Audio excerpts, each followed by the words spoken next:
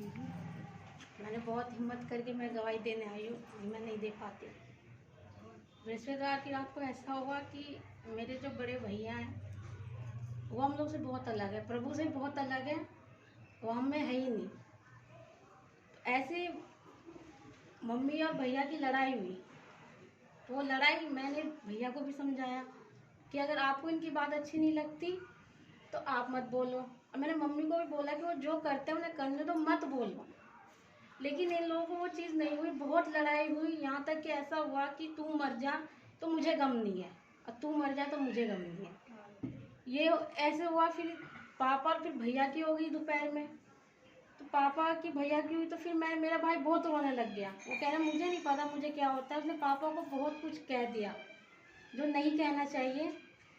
फिर दोपहर में हो गई, फिर मैंने पापा को भी समझाया कि पापा छोड़ दो उसको उसकी हाल पे, हम चारों एक तरफ होकर प्रार्थना करेंगे, छोड़ दो उनको उसकी हाल पे, मत टोको, मत पूछो कहाँ है तू, क्या कर रहा है, छोड़ दो। अब रात को ऐसा हुआ, बहुत बारिश भी हो रही थी, तो मेरे भाई को क्या हुआ नहीं पता अभी तक हमें भी। तो मम्मी ने कुछ कह दिया, अब उसने गाली शुरू कर दी। गाली होते होते अब मेरा छोटा भाई भी है, इन लोग की आपस में लड़ाई हो गई। ऐसा था कि 4 में से 1 मर जाता उस दिन।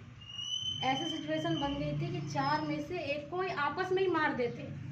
बाहर वाले किसी से लड़ाई नहीं थी, इनकी आपस में ही लड़ाई थी, सब आपस में ही लड़ रहे थे और मैं इन चारों को अकेले नहीं संभाल पा रही थी। फिर ऐसे हुआ कि मेरे पापा को थोड़ा धक्का लगने से उनके सर में चोट लगी, तो उनका दिमाग काम करना बिल्कुल बंद कर दिया, तो अभी भी उनकी लगी है।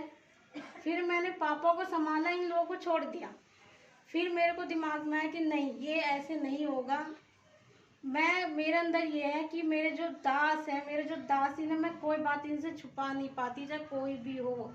जो नहीं भी बताने वाली, मेरी मम्मी नहीं बताती, मेरा भाई नहीं बताता, पर मैं बताती हूँ इनको, क्योंकि मैं इनको बताए बिना नहीं रह सकती। चाहे मेरे पापा पीते हो या मेरे भाई मम्मी को मारता हो या मेरा छोटा भाई कुछ भी करे, मैं बताती हूँ।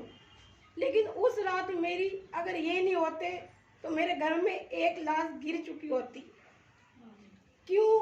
क्योंकि भैया भी नहीं संभाल पा रहे थे मेरे से, और भैया की वजह से मैं छोटे भाई को नहीं संभाल पा रही थी, पापा को नहीं संभाल पा रही थी, मैं अकेली थी और मेरा किसी ने कोई साथ नहीं दिया। मैं अकेली हूँ, बिल्कुल आज भी खड़ी हूँ, क्योंकि मेरा परमेश्वर उस दिन मेरे साथ था कि उसने बचाया। बहुत मुश्किल थी वो रात काटना मेरे लिए, क्योंकि फिर मैंने आंटी को फ़ोन करा, मैंने बताई कि मेरे भाई ने अपने आप को बंद कर लिया है, नहीं खोल रहा था दरवाज़ा। मैंने 1 घंटे कोशिश करी, उस दिन भी अकेली, उसी रात को अकेली 10 बजे मैं फ़ोन कर रही हूँ, नहीं उठा रहा, कुंडी खटखटा रही, नहीं खोल रहा।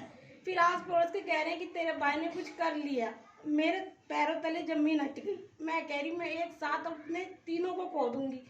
बड़ा भाई को कुछ होगा तो मम्मी नहीं रह पाएगी, और मम्मी को कुछ होगा तो मेरा पापा नहीं रह पाएगा। मैंने मेरे जो दासी ने, मैंने इनको फ़ोन करा, मैंने कहा मम्मी बात कर। मेरी मम्मी बात नहीं कर पाई, वो रोने लग गई। फिर मैंने उनसे बात करी, मैंने कहा ऐसे ऐसे मेरा भाई ने अपने आप को बंद कर लिया है, अब मुझे नहीं पता मैं क्या करूँगी। फिर उन्होंने मुझे कहा वक्त ही तो है पूरा, बुरा ही तो वक्त है, भारती टल जाएगा, हिम्मत मत हार, हिम्मत रख और वो खोलेगा गेट। इनकी बात सुन के मेरे अंदर हिम्मत आई कि नहीं, मैं इनको संभालूंगी, भले ही मेरा दुनिया नहीं साथ देगा, कोई बात नहीं।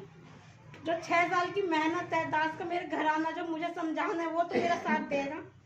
ये सोच के मैं खड़ी हुई, मैं गई। मैं थोड़ी देर की इनसे बात करने के बाद मैं खड़ी होके गई, उसने गेट खोला, मेरे को और अंदर से हिम्मत आ गई कि हाँ अब ये दुआ बिल्कुल रंग लाएगी।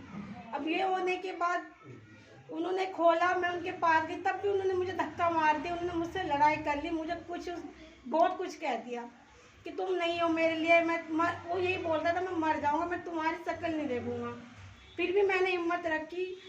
1 बजे रात को ऐसा हुआ कि फिर मेरे पापा की तबीयत बहुत ख़राब हो गई, उनके सर में चोट लगी, उन्हें होश नहीं।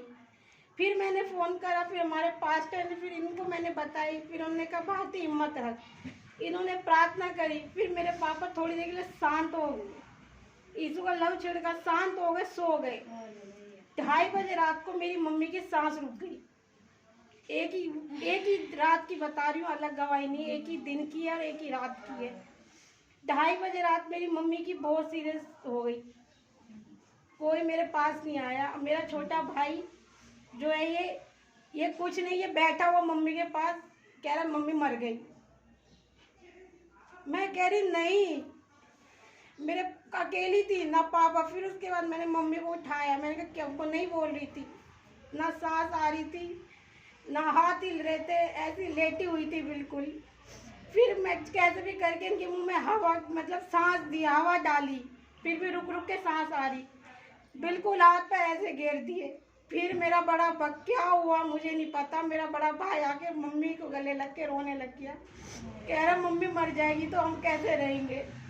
फिर मैंने तुरंत फ़ोन करा चर्च में, मैंने फिर बताई कि मम्मी को ऐसे ऐसे हो रहा है, मुझे नहीं पता अब क्या हो रहा है। सब कह रहे तेरी मम्मी तो मर गई, मुझे यही बोले थे तेरी मम्मी मर गई।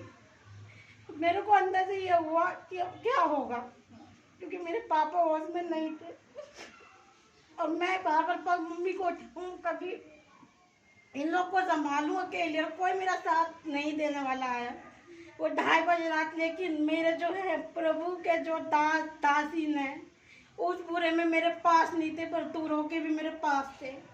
उनसे मैंने प्रार्थना करी। फिर हमारे जो बड़े पास्टर है राजा भैया, उन्होंने भी प्रार्थना की कि प्रभु ये ठीक होएंगी। फिर आंटी ने कहा कि तू कहीं नहीं लेके जाएगी, ये ठीक हो जाएंगी। फिर उसके बाद मैंने 3 बजे की बात है, सुबह 2:30 बजे की ना, 3 बजे। फिर उसके बाद मैं खूब देर तक फिर उन्हें बात में नहीं कर पाई, क्योंकि मेरी मम्मी उठ नहीं पा रही थी, हिल नहीं रही थी, नहीं कर पाई बात। फिर मैं थोड़ी देर ऐसी मैंने यीशु का लहू इनके मुंह में डाला, फिर उसके बाद तेल लगाया। फिर हम लोग ऐसी लेके ऐसी बैठी हुई थी, मैं हाथ में नहीं हिल रही थी, लेके ऐसी बैठी थी हाथ में मैं, और मेरे भाई सब रो रहे थे। मैं चोटी ऊपर, ऐसा लग रहा था कि पता नहीं क्या है मेरे में। मैं लेके बैठी हूँ, मेरे दोनों भाई रो रहे थे खूब, कभी गले लग के रो रहे हैं, मुझे कह रहे बता क्या हो गया, खूब रो रहे थे वो। मैं ऐसे लेके बैठी हूँ। फिर भैया ने कहा कि तू चिंता मत करी, ठीक होएंगी। फिर कभी ये रोए जा रहे। और मेरा ये था ध्यान बस यीशु मसीह पे था कि आज जो हो जाए, जीत किसकी होगी आज देखी जाएगी, जीत किसकी होगी, बस यही बोल रही थी। मैं देखती हूँ मेरी 6 साल की मेहनत कहाँ जाती है, मेरा घर में पास्टर दास की बातें जो मैंने सीखी है वो कहाँ जाएगी। आज शैतान जीतता है कि मेरा परिवार जीतता है या मेरी माँ जीतेगी। लेटे लेटे ऐसी हिल नहीं रही थी। फिर एकदम से इनकी सांस आई और ये उठ के चलने लग गई। हालेलुया, प्रेज द लॉर्ड, क्या बात है। इनको सहारा भी नहीं दिया मैंने, किसी ने नहीं सहारा दिया। वो खड़ी हो गई, कह रही क्या हुआ। फिर सारे हम खूब रोने लग गए। फिर मैंने बताया कि अब फिर आंटी ने भी फ़ोन मैंने करा, फिर कह रहे कैसी है। मैंने कहा आंटी बिल्कुल ठीक है आप। इन्होंने कहा चिंता मत कर, कोई बात होगी तो मुझे बताइए, फ़ोन करियो। लेकिन दोबारा परेशानी प्रभु ने आने ही नहीं दी कि मैं फ़ोन करती। और आज मैं लेके आई हूँ इनको, यहाँ पे बैठी है मेरी मम्मी भी और ये छोटा भाई भी, पापा भी। हालेलुया, प्रेज द लॉर्ड, क्या बात है प्रभु। असंभव को संभव करने वाला उस यीशु मसीह के पास आप लोग आते हैं। आप ध्यान रखें कि कैसी गवाही है। और हमारी जो काम है, हम दासों का पूरी फैमिली दास है।